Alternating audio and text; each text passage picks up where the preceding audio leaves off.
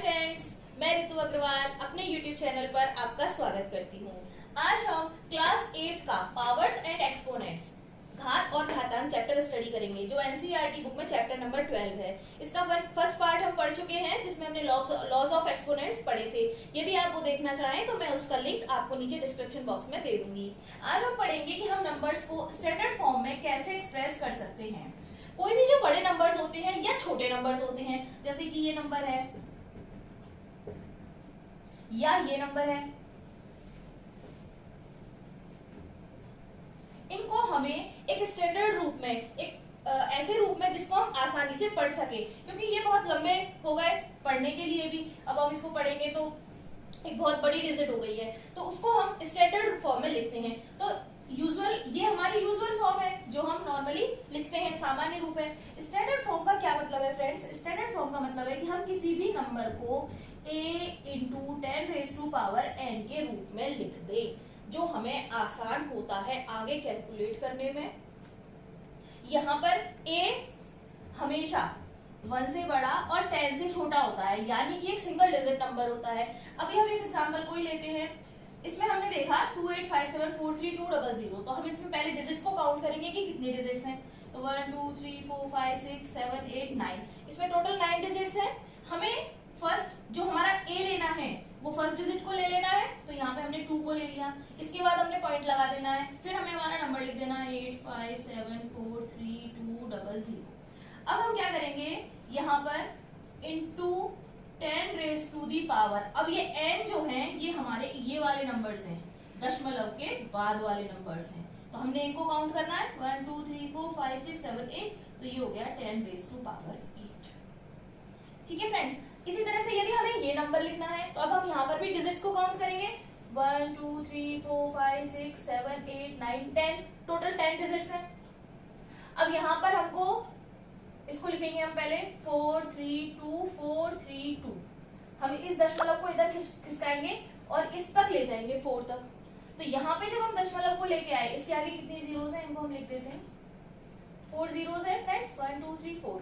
ये डिजिट, ये नंबर हो गया। हमने पॉइंट को यहाँ से यहाँ तक खिसकाया है, तो कितने बाद ले गए 1 2 3 4 5, तो नीचे अपॉन में आ जाएगा 10⁵। ये आपके समझ में आ गया होगा। देखिए हम वापस देखते हैं, ये कोई नंबर था दशमलव वाला, पॉइंट वाला। हमने पॉइंट को इधर खिसकाया और हम इसको मानक स्वरूप में लाने के लिए, स्टैंडर्ड फॉर्म में लाने के लिए, जो हमारा फर्स्ट नेचुरल नंबर यहाँ पर था, इंटीजर था, उसके आगे ले आए।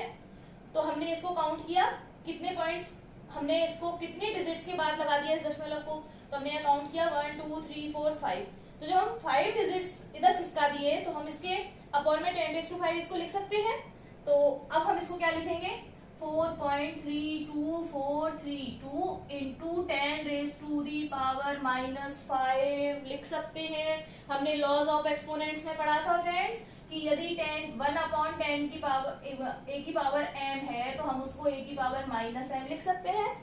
तो अब ये इससे हम लिख सकते हैं इसको 4.32432 इंटू 10⁻⁻5। इसी तरह से यहाँ भी आपके समझ में आ गया होगा कि हमने डेसिमल को जहां पर लगाया उसके बाद कितने डिजिट्स हैं, उतनी 10⁻⁻ हो गई। हम और भी कोई एग्जांपल ले सकते हैं, एक 5896.3, इसको हमें स्टैंडर्ड फॉर्म में लिखना है। तो देखिए यहाँ पर a के लिए हमें केवल फर्स्ट डिजिट लेनी है, तो हमने ले लिया 5, और दशमलव को हमें इधर लाना है 3 डिजिट, तो यहाँ पे हम लगाएंगे 0.8963। अब देखिए फ्रेंड्स, यहाँ पे हमने दशमलव को कितने डिजिट खिसकाया है, इस पॉइंट को 1 2 3 डिजिट्स इधर खिसकाया है लेफ्ट की तरफ, तो यहाँ पे हम 10⁻3 लगा, तो ये हो गया हमारा स्टैंडर्ड फॉर्म। इसी तरह से हम लिख सकते हैं इनको, अगर कोई स्टैंडर्ड फॉर्म में दिया हुआ नंबर हो, जैसे कि 0.4 इंटू 10⁻⁶, ये हमको कोई स्टैंडर्ड रूप में दिया हुआ नंबर है और हमें इसको नॉर्मल रूप में, यूजुअल फॉर्म में लिखना है, सामान्य रूप में लिखना है। तो हम इसको क्या कर सकते हैं, 0.4 इंटू, इसको हम लिख सकते हैं 1 2 3 4 5 6। अब जब हम इसको इससे गुणा करेंगे यहाँ पर, तो ये क्या आएगा, 4 के आगे ये 6 जीरोस लग जाएंगी, और यहाँ पे पॉइंट लगाना है, a ये नंबर आ गया यूजुअल फॉर्म। आई होप आपके समझ में आ गई होगी स्टैंडर्ड फॉर्म। और 8,848 मीटर माउंट एवरेस्ट की हाइट है, ठीक है। अब हम इसको स्टैंडर्ड फॉर्म में लिखना चाहते हैं, तो हम इसको कैसे लिख सकते हैं? हम यहाँ पर देखेंगे ये बड़ा नंबर है, तो हमने केवल एक सिंगल डिजिट ले लिया 8.848। अब यहाँ पे हमने क्योंकि यहाँ दशमलव लगा दिया और इसके बाद कितनी डिजिट्स हैं 3, तो यहाँ पे आ जाएगा 10⁻³ और ये हो गया 8.848 इंटू 10⁻³ मीटर्स। इसी तरह से यदि कोई हमें दे देता है कि 0.0019 ये किसी छोटे पार्टिकल का मास है, तो अब हमें इसकी स्टैंडर्ड फॉर्म निकालनी है। तो देखिए हम यहाँ क्या करेंगे, यहाँ दशमलव के बाद 1 2 3 4 डिजिट्स है, तो हम इसको लिखेंगे 1.9। पहले तो इस दशमलव को यहाँ शिफ्ट कर देंगे। अब इनटू, तो यहाँ इनटू नहीं होगा, ये हम राइट साइड में दशमलव को शिफ्ट कर रहे हैं, तो ये अपॉन में जाएगा 10⁻⁴। हमने कितना डिजिट्स तक इसको शिफ्ट किया है 1 2 3, तो ये आ गया 10⁻⁴। तो ये हो गया 1.9 इंटू 10⁻⁻⁻3। आई होप कि आपको स्टैंडर्ड फॉर्म और यूजुअल फॉर्म्स मानक रूप और सामान्य रूप समझ में आए होंगे। यदि आपको किसी भी तरह की क्वेरी हो तो आप मुझे नीचे कमेंट बॉक्स में कमेंट कीजिएगा, मैं जरूर आपके सवालों का जवाब दूंगी। Thank you. हाय फ्रेंड्स, मैं ऋतु अग्रवाल अपने यूट्यूब चैनल पर आपका स्वागत करती हूँ। आज हम क्लास 8 का पावर्स एंड एक्सपोनेंट्स घात और घातांक चैप्टर स्टडी करेंगे, जो एनसीईआरटी बुक में चैप्टर नंबर 12 है। इसका फर्स्ट पार्ट हम पढ़ चुके हैं, जिसमें हमने लॉज ऑफ एक्सपोनेंट्स पढ़े थे। यदि आप वो देखना चाहें तो मैं उसका लिंक आपको नीचे डिस्क्रिप्शन बॉक्स में दे दूंगी। आज हम पढ़ेंगे कि हम नंबर्स को स्टैंडर्ड फॉर्म में कैसे एक्सप्रेस कर सकते हैं। कोई भी जो बड़े नंबर्स होते हैं या छोटे नंबर्स होते हैं, जैसे कि ये नंबर है या ये नंबर है, इनको हमें एक स्टैंडर्ड रूप में, एक ऐसे रूप में जिसको हम आसानी से पढ़ सके, क्योंकि ये बहुत लंबे हो गए पढ़ने के लिए भी। अब हम इसको पढ़ेंगे तो एक बहुत बड़ी डिजिट हो गई है, तो उसको हम स्टैंडर्ड फॉर्म में लिखते हैं। तो यूजुअल, ये हमारी यूजुअल फॉर्म है जो हम नॉर्मली लिखते हैं, सामान्य रूप है। स्टैंडर्ड फॉर्म का क्या मतलब है फ्रेंड्स? स्टैंडर्ड फॉर्म का मतलब है कि हम किसी भी नंबर को a इंटू 10⁻n के रूप में लिख दें, जो हमें आसान होता है आगे कैलकुलेट करने में। यहाँ पर a हमेशा 1 से बड़ा और 10 से छोटा होता है, यानी कि एक सिंगल डिजिट नंबर होता है। अभी हम इस एग्जांपल को ही लेते हैं। इसमें हमने देखा 2857432000, तो हम इसमें पहले डिजिट्स को काउंट करेंगे कि कितने डिजिट्स हैं। तो 1 2 3 4 5 6 7 8 9, इसमें टोटल 9 डिजिट्स हैं। हमें फर्स्ट जो हमारा a लेना है वो फर्स्ट डिजिट को ले लेना है, तो यहाँ पे हमने 2 को ले लिया। इसके बाद हमने पॉइंट लगा देना है, फिर हमें हमारा नंबर लिख देना है 857432000। अब हम क्या करेंगे, यहाँ पर इंटू 10⁻⁴। अब ये n जो है ये हमारे ये वाले नंबर्स हैं, दशमलव के बाद वाले नंबर्स हैं, तो हमने इनको काउंट करना है 1 2 3 4 5 6 7 8, तो ये हो गया 10⁸ ठीक है फ्रेंड्स। इसी तरह से यदि हमें ये नंबर लिखना है, तो अब हम यहाँ पर भी डिजिट्स को काउंट करेंगे 1 2 3 4 5 6 7 8 9 10, टोटल 10 डिजिट्स हैं। अब यहाँ पर हमको इसको लिखेंगे हम पहले 432 हम इस दशमलव को इधर खिसकाएंगे और इस तक ले जाएंगे 4 तक। तो यहाँ पे जब हम दशमलव को लेके आए, इसके आगे कितनी जीरोस हैं, इनको हम लिख देते हैं 4 जीरोस है फ्रेंड्स, 1 2 3 4, ये डिजिट, ये नंबर हो गया। हमने पॉइंट को यहाँ से यहाँ तक खिसकाया है, तो कितने बाद ले गए 1 2 3 4 5, तो नीचे अपॉन में आ जाएगा 10⁵। ये आपके समझ में आ गया होगा। देखिए हम वापस देखते हैं, ये कोई नंबर था दशमलव वाला, पॉइंट वाला, हमने पॉइंट को इधर खिसकाया और हम इसको मानक स्वरूप में लाने के लिए, स्टैंडर्ड फॉर्म में लाने के लिए, जो हमारा फर्स्ट नेचुरल नंबर यहाँ पर था, इंटीजर था, उसके आगे ले आए। तो हमने इसको काउंट किया, कितने पॉइंट्स, हमने इसको कितने डिजिट्स के बाद लगा दिया इस दशमलव को, तो हमने यहाँ काउंट किया 1 2 3 4 5। तो जब हम 5 डिजिट्स इधर खिसका दिए, तो हम इसके अपॉन में 10⁵ इसको लिख सकते हैं। तो अब हम इसको क्या लिखेंगे, 4.32432 इंटू 10⁻⁻5 लिख सकते हैं। हमने लॉज ऑफ एक्सपोनेंट्स में पढ़ा था फ्रेंड्स कि यदि 1/10 की पावर a की पावर m है तो हम उसको a की पावर -m लिख सकते हैं। तो अब ये इससे हम लिख सकते हैं इसको 4.32432 इंटू 10⁻⁵। इसी तरह से यहाँ भी आपके समझ में आ गया होगा कि हमने डेसिमल को जहां पर लगाया उसके बाद कितनी डिजिट्स हैं उतनी 10⁻⁴ हो गई। हम और भी कोई एग्जांपल ले सकते हैं, एक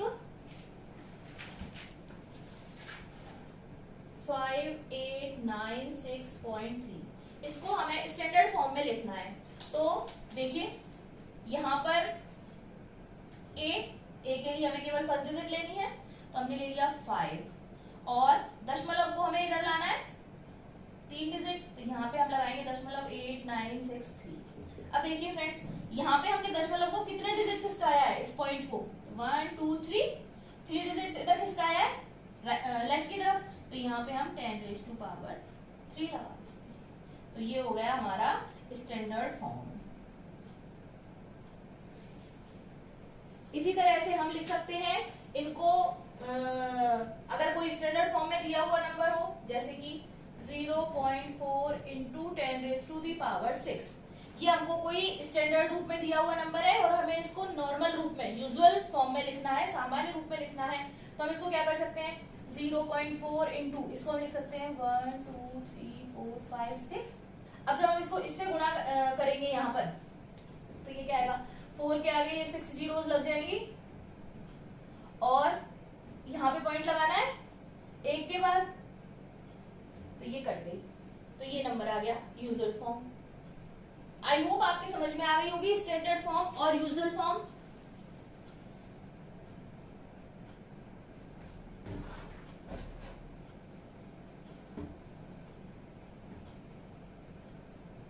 कितने मिनट का हो गया, 5:25। अब हम एक और क्वेश्चन लेते हैं फ्रेंड्स हमारी बुक से। यदि जो प्लेनेट है मार्स, वो यूरेनस से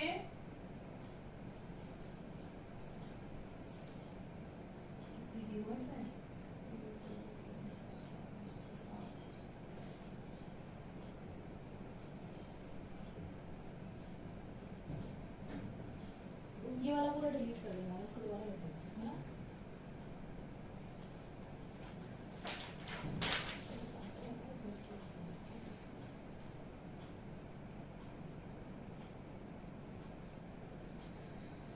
और एग्जांपल लो या हो गया, ठीक है, ठीक है। जैसे हमको पता है कि हाइट ऑफ माउंटेन एवरेस्ट की कितनी है,